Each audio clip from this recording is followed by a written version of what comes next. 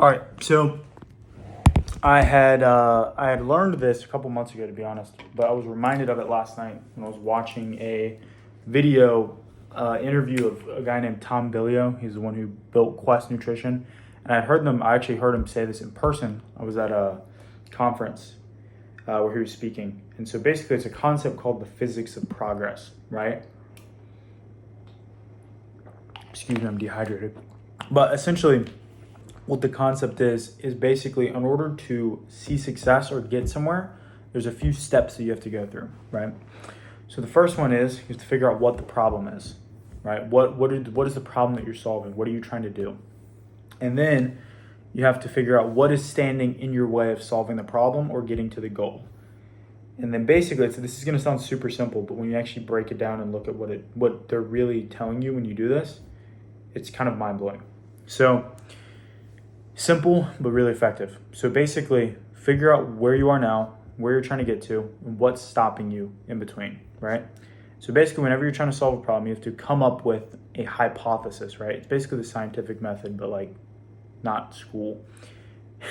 And so essentially, come up with a hypothesis to solve the problem, and then predict what you think it's going to do, right?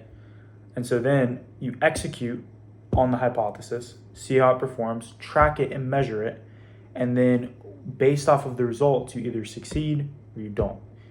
And so the way that Tom describes it is when you don't succeed, you have to point he says 5 or 10 fingers back at yourself and stare nakedly at your own inadequacies, or basically how you messed up in executing or why your hypothesis was wrong, and figure out how you can improve so that next time you make a guess and implement it, you can succeed. And so essentially what it is it's literally just a cycle of what problem am I solving?